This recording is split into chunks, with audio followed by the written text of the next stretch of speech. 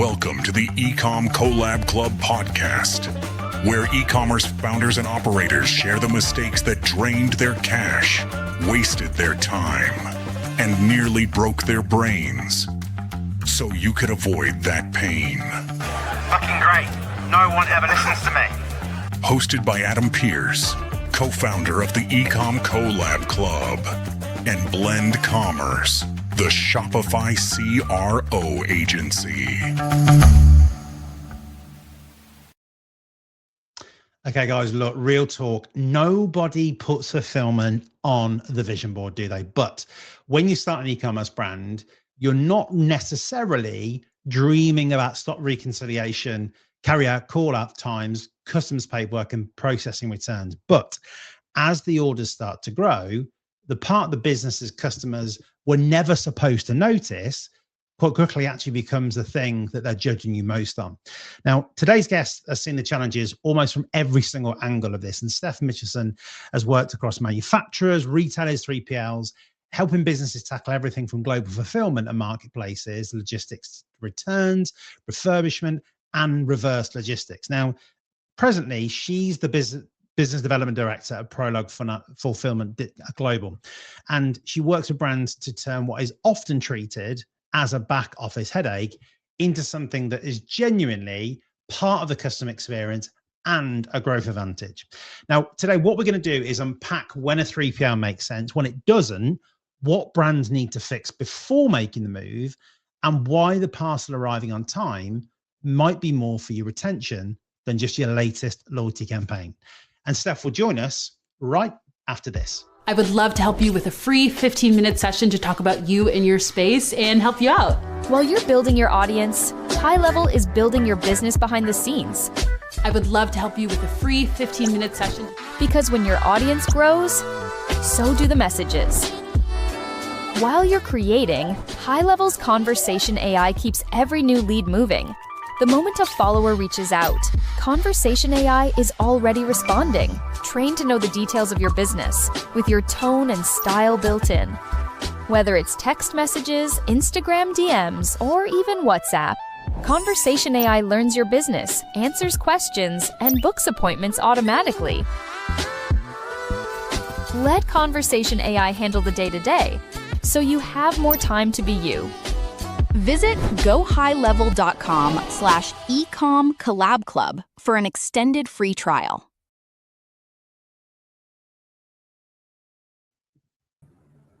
So Steph, welcome to the show. Good to have you here. Hey Adam, you okay? Very well, thank you. Very well. I mean, look, we didn't see each other that long ago at eCom Collab Club, did we? And what an event that was. Great panel, yeah, absolutely brilliant. Yeah, it was, for those of you who missed the last eCom Collab, and obviously, unfortunately, I know some of you in the States won't be able to get to it, but we had a really, really great eCom Collab Club in July where we were talking a lot about some of the things that Steph's going to cover today. So you didn't miss out. Steph is here, which is really, really good. And I think, Steph, I realistically want to get into this because I was kind of thinking about the podcast before we met. And one of the things that I think is the problem in e-commerce is there is always lots of different versions of good. So lots of subjectivity. What is a good conversion rate? What is good ROAS? I don't feel like it's any different, obviously, within your world, because I mean, look, when you work with manufacturers, you're working with retailers, you're working with 3PLs, when those three groups sit around a table and talk about good fulfillment, are they talking about the same thing or three completely different views of what that is?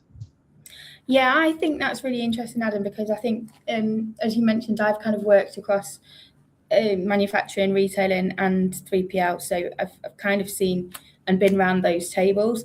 And I think thinking back to my days when I was working for manufacturer and what good looks like and the pressures that came with that is really kind of thinking about the factory churning out an awful lot of finished goods ahead of schedule, behind schedule, and then logistics having to manage that pressure. So overstock, a lot of time they manufacture. If they've got capacity, they'll over manufacture ahead of forecast, and then suddenly we need extra storage because we're not selling that much in the UK, and actually that becomes a headache. But in the manufacturer's eyes, they've done the right thing because they've got more out the door than they needed. But it's that next stage of actually, where do we put those finished goods? And then for retailers, I think, a lot of it's about availability, presentation, the right product arriving on time. And then for us as a 3PL, we have to manage all the way down that chain. And again, that kind of added pressure of us being able to react to what our customers need and how they need it and when they need it. And that agility for us is really key, because all of our customers are slightly different. And what we don't do is pigeonhole them into a specific model of working. We try and work with them all and really try and recognize their individual needs. And I think one element that maybe isn't mentioned and sits across the whole piece is the brands. So where we've got the founder-led brands who are extremely passionate about what they've created, and rightly so, they are even more demanding of us to a degree, because actually you're looking after their creation, and from that we hope to become an extension of that brand. But they have all of those challenges. So right from manufacturing through, and it's very often that people have different views, and you have a CFO that will look at numbers on a sheet, and then you have the operators that look at actually where do we put it physically, and all of those things, we have to sit around the table and talk about all of it from end to end. And sometimes it's very kind of, I guess, pigeonholed in a business where it's not done by one team.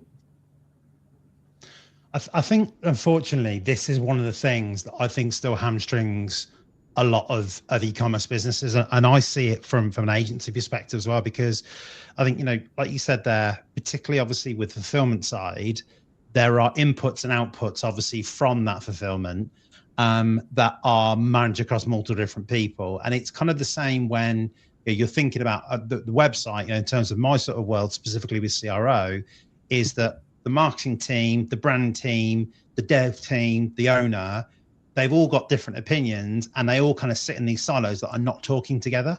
Because do you, like, with obviously what you're doing now with obviously with Prolog, is it difficult to still get those kind of conversations happening? Or have people kind of, switch the lights on and go, look, guys, if you don't do this, it's really going to screw us over? We have quite honest and transparent conversations with our customers, and sometimes customers will want to go to a higher level in terms of customer experience, and we can absolutely do that. But then you've got to present the realistic costs and the constraints of doing that, and there's a balance, isn't there? Brands always want their product in the best possible way, but we also try and work with them and say, actually, do you need branded tape? Do you need all these little bits that cost an extra 2p here on the order? Would be nice to have, but at this stage of your journey, is it something that you can afford to have? Is it something that you need to have, or is it a nice to have? But other brands are absolutely explicit that customer service and the customer experience is key, and have a strong margin product, and therefore they won't compromise on that. So we see it across our customers. We see it many different ways of thinking. I mean, I want to move on slightly from this, and I want to, I suppose, go back in a way to eCom Collab Club, because when obviously we were doing that panel, it felt like to me, the conversations in the room, that there were a group of retailers that seemed to be in this sort of dangerous middle period, maybe, where they were fulfilling orders in house. Yeah, it was still technically working, but there were these kind of conversations about, look, the time sap, the margins. Yeah. Is that the case? Yeah, and I think it's where it's knowing when your brand. I mean, it's not. I don't think there's going to be one catastrophic event where you're fulfilling in house and then suddenly, boom, this doesn't work anymore. I think it's a culmination of your brand being able to grow. And actually, especially with our founder-led brands, what we see and what we say to them is, actually, let us do what we're great at, which is logistics and fulfillment, And then that gives you the time back to actually do what you're great at, which is to grow your brand and manage that growth, marketing, all of the other things that you need to do, as opposed to knowing about logistics and fulfillment, because that's not always a brand founder's forte, and we're that's what we're here to fix. And if you're kind of saying to someone who's listened to this is going, look, it's something that we thought about, we're not really sure if we're ready for it or not, are there any kind of early warning signs or things that you would probably start seeing happening to sort of suggest that you've outgrown what you're doing, whether that is kind of like, sort of self-fulfillment fully, or sort of having a half and half type approach?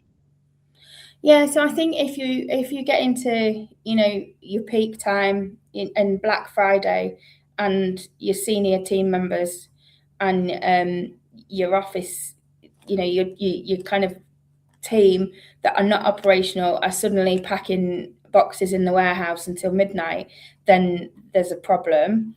I think error rates and mispicks and things like that are not, if they're continued to creep up.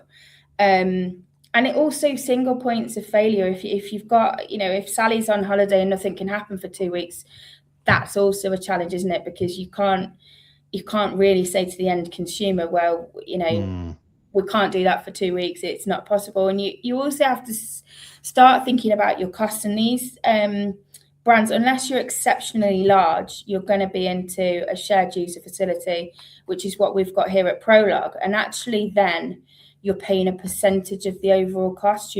Those costs aren't all down to the brand and eaten into your margin. It is a percentage of those costs. We've got a shared workforce, we've got shared operational space, etc. So it actually, and the big one is IT as well. Like, can your system manage your stock? Have you got an accurate view of your inventory? Have you got too much stock tying up your cash flow?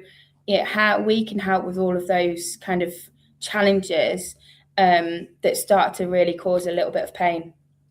I suppose the other thing is, though, if we flip that to the kind of the other side of the coin, is there any situations where, as someone that is considering, going to obviously a 3PL relationship, that you would say, look, actually just hold on for now and kind of keep it in house until you then kind of, have a relationship with a 3PL?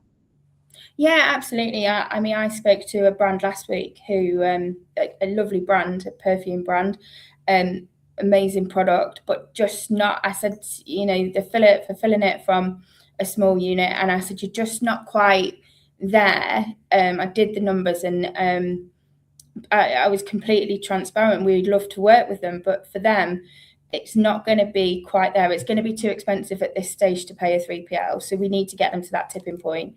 And I will always be honest with brands in terms of saying, you're not quite there, but keep in touch with us if you need any advice. But it's always, it always pains me when you see how much they're paying for carrier and packaging. And again, that's another benefit of 3PL is actually we buy en masse. So therefore we attract a much stronger competitive rate. But it is that tipping point, and we will always be honest with them, because of course it doesn't make sense for us either to have a whole warehouse full of small brands, tiny brands. I'm not talking about, I'm talking if they're not doing enough orders a week, then our efficiency and our prices therefore are not competitive. Yeah, absolutely. And look, I think, that's the thing I think in the e-commerce world is kind of having those honest and frank conversations. Unfortunately, they don't happen that often. And it's refreshing to hear when they do. And I think, kind of having a bit of brutal honesty about saying, look, it's not now, but it's not never, is really good to hear. And I think that you mentioned obviously the cost side then. Look, I don't want to upset you, Steph, but I think my feeling is a lot of the time when brands obviously think about, sort of comparing fulfillment partners, it's just this, like you said, that it's an obsession with the carrier fees. Yeah. And what I always find ironic is then that's the thing they get disappointed about when the cheapest is actually the best. And like, I know you've got to remain impartial, but from my point of view, I'm like, this just seems madness. Like, what were you expecting? But let me just kind of like cool it down a bit. But I suppose the thing is, if you are obviously then a brand thinking about going to, a 3PL, and look, we ignore price for now, okay? Because we know that's going to be a factor, but what are the things as an e-commerce manager I should be asking someone like you, or obviously your counterparts in other, obviously 3PLs as well? So I'd be asking about retention rates. How long have our people been here? Have we got a long-term team? Do we churn colleagues? Which would indicate maybe there's a culture issue.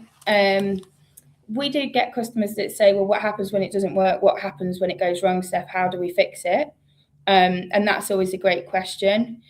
Client profiles, who do we work with? How do we work with them? What's our existing client tenure? How do we attract clients? We're fortunate that 24% of our clients come from current client referrals. So, that's absolutely, we're really proud of that, because that's such a strong referral rate, and it's great that our customers think that about us. Systems, visibility, our clients, if they're busy, just want to see, actually, where am I at today? How many returns have we had? What's the reason they've come back? How many orders are still left to pack? And having a dashboard that they can just log into, a live portal, it's specified and designed exactly as they want to see it, and 2 minutes and they've seen it. Or in fact, based on the panel conversation last week, Adam, they might get their AI assistant to look at it and tell them that everything's all right. But yeah, I think those questions, and actually, how do we onboard and implement? What's the time frame?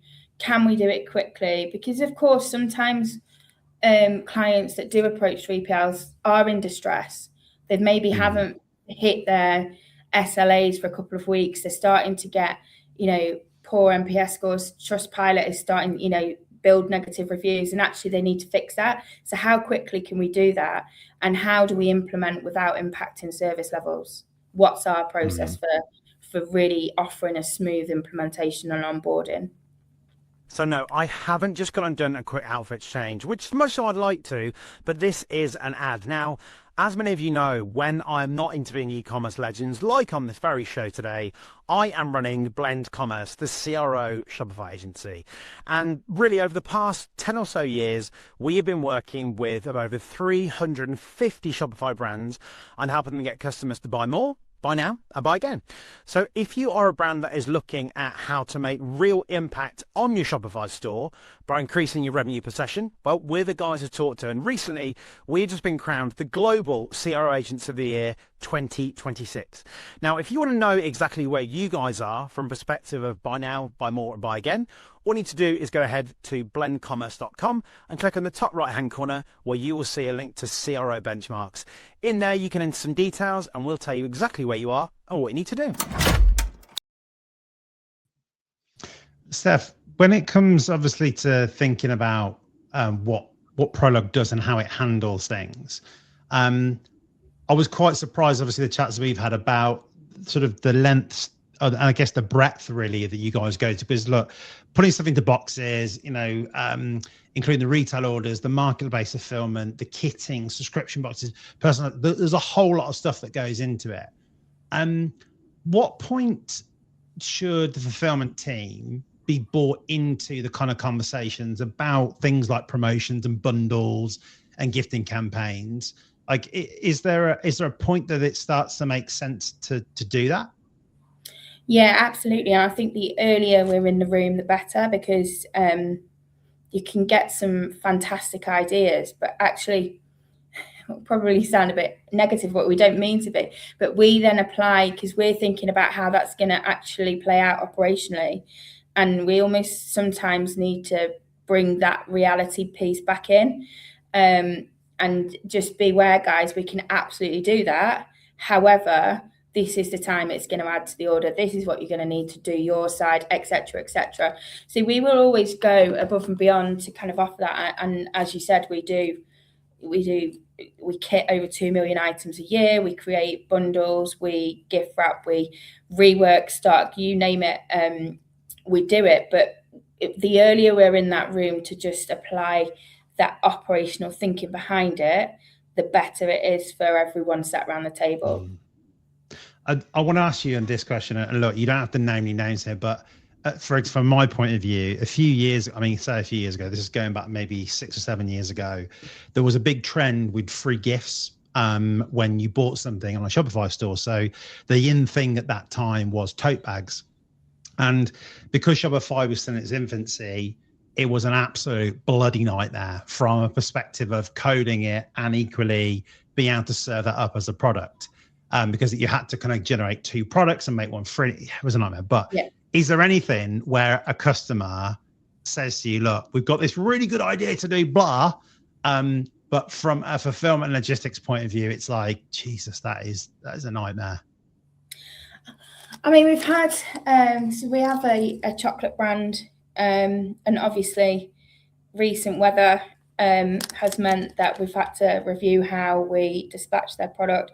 So very quickly, we almost got to a point with them where they were like, guys, you've got to send ice packs out. So we literally buy a freezer on Amazon, put it next to their pack benches, and then we're putting ice packs in the next day, because that's what we need to do to get that product to its location and in the right condition.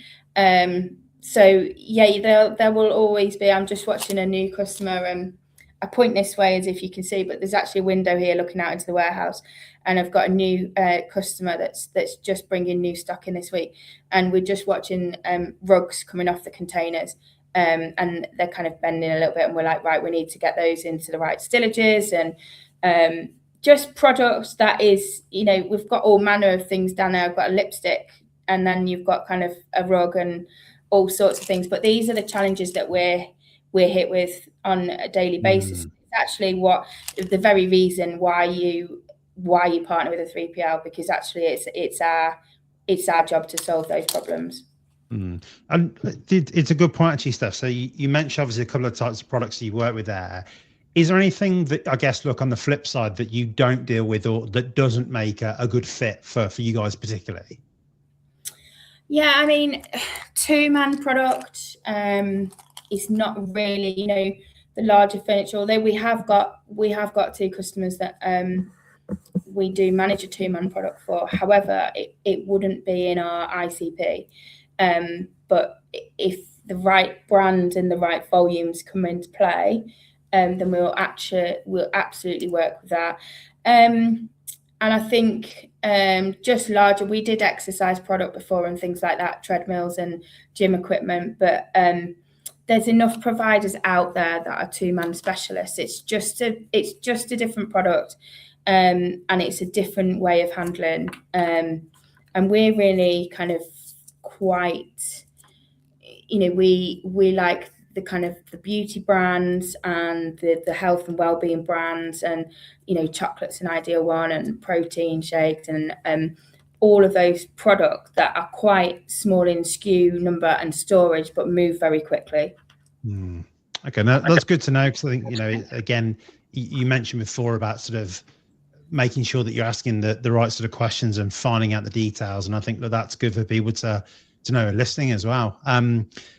I feel like I'm sort of bashing brands a bit today, but I'm going to continue doing it. So sorry, brands, if you're listening. One of the things that I always see on LinkedIn, which kind of makes me laugh sometimes, because like the next plan is that we're going to X market, we're going to the States, or if it's America around, we're going to Europe. And it always gives me a little bit of like, oh God, I hope everything's going to be okay kind of situation, because the undertaking of that sounds very easy. Oh yeah, we just sell the same damn product in another country. We all know that it's not. When obviously you have brands trying to do that, and ultimately, they want to be selling profitably, wherever which market they're going to go to. How do you help them decide, or how do you decide between shipping globally from sort of one stock on location, placing inventory close to the customers, or kind of using the hybrid of marketplaces? Like, is there a sort of formula? Is there a trajectory you should go down on that?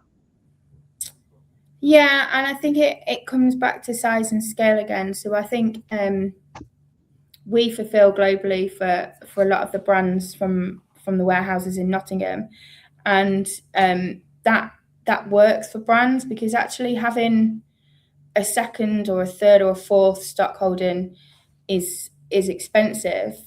But I also agree, as you get larger, and I'm talking a much larger scale, then actually there comes a point where you've probably got a lead in EU market and you think, actually, I could put a warehouse, or I could get a third party shared user site that would, just help to improve. But I think, using the technology like Passport globally, and just being able to plant that in your website and have the customer pay the duty and taxes up front means that actually we're not holding product back. When we dispatch and that's all paid, it's almost a seamless delivery experience for the customer, because the main reason for product getting held in customs is that the duty hasn't been paid and the taxes haven't been paid, and then it becomes complicated for the customer.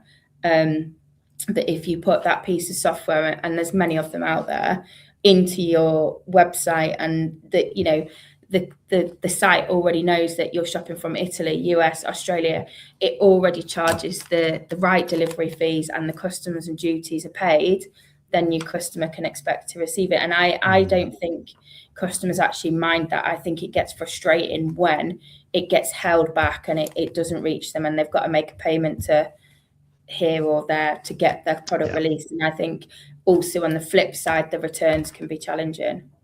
In fact, look, on the return side, I want to talk about the reverse logistics, because I know this is something you've worked in and know particularly well. I feel that, look, when I have conversations with e-commerce directors and managers, it's not something that really gets brought up. And a lot of the time it's, look, here's a return rate, there's a refund time, and that's kind of it. What does a lazy operations look like versus an intelligent one that maybe dissects, looks at sort of repairs, reblocks and refurbishes, that kind of thing? Like what's the, if it was gold standard from in your mind, what are people doing, and how's that get done? So I think for me, gold standard is about speed, accuracy, efficiency of that returns operation, but it's also about gleaning the data that you can get from returns. I'm from the school of thought that returns, and a very good returns process, can actually provide a competitive edge. And I think the stat, and it probably will have changed now, Adam, but it was around 40% of customers will actually check the returns process before they proceed with checkout, because they want to know how that's going to work. And for brands, for larger brands that are maybe, if we take a John Lewis, for example, it's really, really simple to return something to John Lewis. In fact, I think if I'm buying something electrical or a high value purchase, I think I'll go to John Lewis because I know they're going to look after me. That is different across the piece. It's not consistent. And I think there's so much data that comes back from returns. And I remember doing a huge piece of analysis with House of Fraser many years ago. And I was like, guys, you're not even, when you put in the sizes on the, and they stock many different brands. And I'm looking at the brand's own website, and then I'm looking at what House of Fraser is saying. And they're saying, well, we're getting 70% returns on that line. And I'm like, but your description is only half filled out, and there's nothing else there. This is what the actual brand is saying about that dress, and you're saying half of it. You can't do it. You can't be half-hearted about it. And I think, understanding why it comes back and how you can minimize that up front. And a lot of people now do size and fit charts, and you can say this is oversized, this is undersized, or even photograph and see the outfit on. That is all going to help. But making sure that you've got that data feeding in and it's live and you can see, because you need to be able to pick up those faults really quickly. And actually there's still probably so many retailers that just accept that particular line has got a high returns rate. And when you drill down into the data, you've actually then got sufficient evidence to go back to your supplier and actually say, you've caused me a problem, guys, and you've cost me some money, and we need to fix that. So you need to close the loop using that data.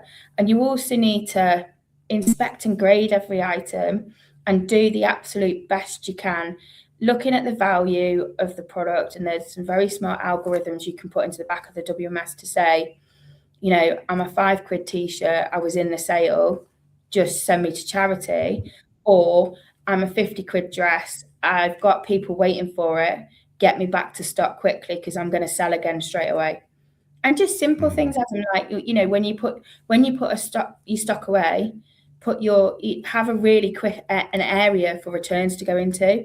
So quick pick. So then when that order comes through for that product, you go straight to a return and send it back out rather than your prime stock location. So we always have those returns areas that take the product and just send it straight back out.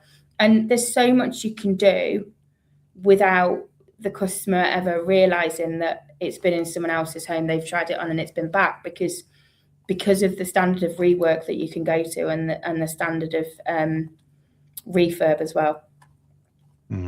Yeah, I love that, because I think, you know, it's, again, this isn't something that gets talked about, is it? You know, at e-commerce events. And, you know, this was the overarching thing, I think, that came out from the event that we did together, was you need to start thinking about the sort of micro details that you get into when you look at the flashy front end of e-commerce, but not the back end. And ultimately, these are so much more linked to margin than those other items. It just, we need to, I think we need to give our heads a bit of a wobble, really. So look, it's good for you to come on and talk about this. And I think there's brands, Adam, that actually charge for returns. And I've sat round table and said, wow, you want to charge for returns? Yeah, it'll mean people send it back less.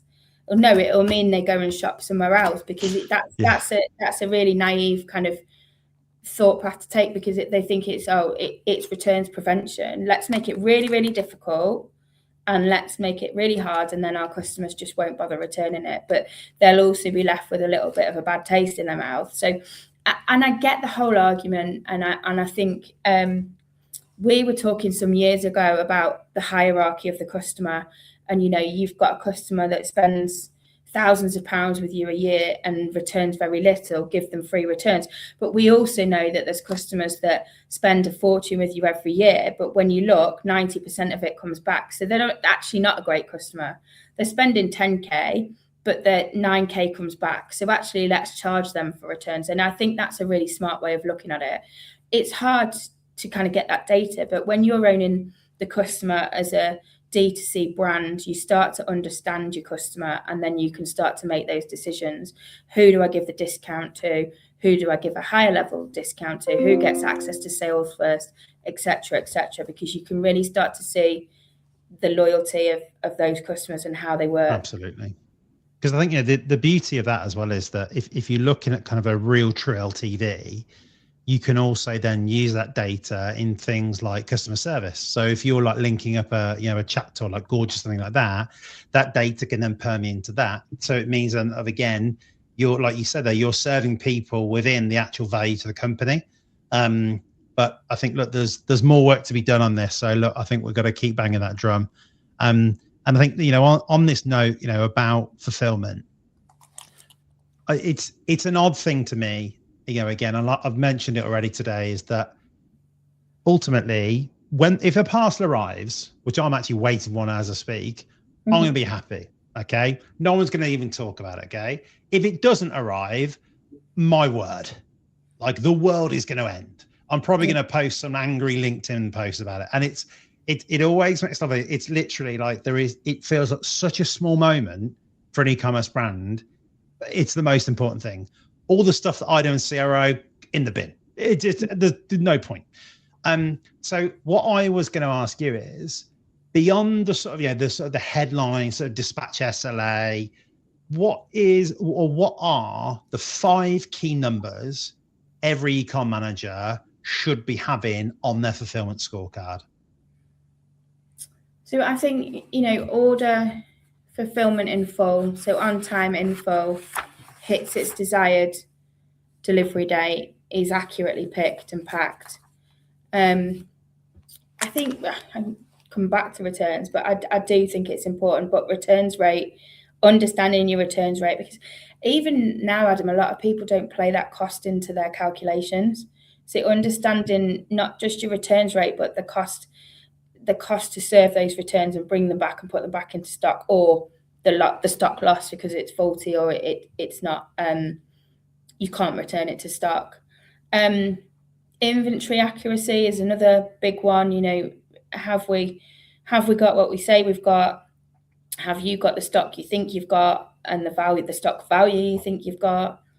A really, really big one is the end-to-end cost per order. So from the point of actually having the product manufactured, shipping to the UK, however that might be, or it might be manufactured in the UK, but reaching the warehouse, processing it through there, all of the associated marketing and everything that goes around that, getting it to the customer, and then a percentage coming back. There's very few, even big brands, that can tell you that they're getting better, but that can tell you what that full end-to-end unit cost is. What is my cost to serve that order? And there's very few that are really good at doing that. Very few. And again, return to saleable stock. How quick can I or the 3PL return that and get it back on a shelf and get it back sold again? And actually, if you're really smart, you'll know that you're going to get a percentage of returns back. A percentage of that will go back to stock, and therefore you can start to order less prime stock and start to release some cash flow, because you actually know that that product's going to come back, it's going to be okay, and it can go back out again. So it can start to impact, you know, overstocks, understocks. You can start to really be clever with your inventory levels. And I think above, cost is so driven, but a lot of the brands we work with don't solely focus on cost. And actually, where we have the best conversations and the most honest and transparent conversations is, yes, Steph's cost is on our radar, but actually, how as a partner, and I say partner rather than supplier, because I believe it is a partnership. And for a lot of these brands, we become an extension of their brand. So the customer won't know that they're talking to Prolog. They think they're talking to the brand. And how good are we at doing what we said we were going to do? How proactive are we? How helpful? And I really take quite a consultative sales approach, as in, I can see your challenge and I think we should do this, this and this, and this is what we've done for other people, or this is how other people negated that cost, and really start to help people make decisions and look at things in a way perhaps they hadn't considered before. No, absolutely. And I think, look, my overarching thing, I think, look here, Steph, in talking to you today, is like, it feels like what you're saying is, number one, you have to accept that this is something that you do need to deal with. Once you've accepted that, you need to look at the data and information that you've got, and off the back of that, then, whether that is through a 3PL or working with a consumer, whatever it might be, is to strategize off the back of it, rather than kind of just going, oh, it's something we'll get to. Because like you've described, look, there are things that you can do at many different levels, but if you don't have that acceptance and then you don't analyze and then you don't strategize, it's going to still remain maybe the mess, or the late nights, or waking up in the night going, actually, you know what, I don't know, I just don't think things are working that way. So it's been really good having you on, Steph, and I'm really glad that we got to do this. So I was going to say, look, if people obviously want to find out more about Prolog, more about you, where should they go? What should they do? Well, I am on LinkedIn, and then also our website, so Prolog Fulfilment .co.uk. But yeah, I'm forever posted on LinkedIn. You'll see me on there, guys. But I do think it's really important. I think the panel was great, but I think great fulfillment really should be invisible. So it should just happen, and it's not something that a brand then needs to worry about. And I think it's so, you can damage a reputation so quickly if you have a bad peak, and you have got your senior team downstairs packing boxes all hours. It's not gonna necessarily end well, and that's at a point when you think, I need to lean on some expertise to do what they do best, to leave me to do what I do best in growing my brand. And I truly believe in that. And not all 3PLs are bad. We're not all there just to yes, we want to make money, but we want to build definitely Prolog. We're founder led as well, so we understand the brands and how they feel. And one other question I would add, when we were talking about the questions, Adam, is just understanding. It's really important to a lot of our customers, and we've got them of very different sizes and scale. But one question they quite often ask is, where am I going to sit in size of customer? And there's a definite fear of getting lost in the ether. So I would definitely question that when you're looking at 3PLs, and actually understand who's going to look after you on the day-to-day, how they're going to look after you. Because we understand that some of these brands just, logistics is probably the worst industry for acronyms, and we just understand that sometimes brands just look at us and go, what are you talking about? And so we not that it's just that that's our core, that's what we do, and that's what we should be doing.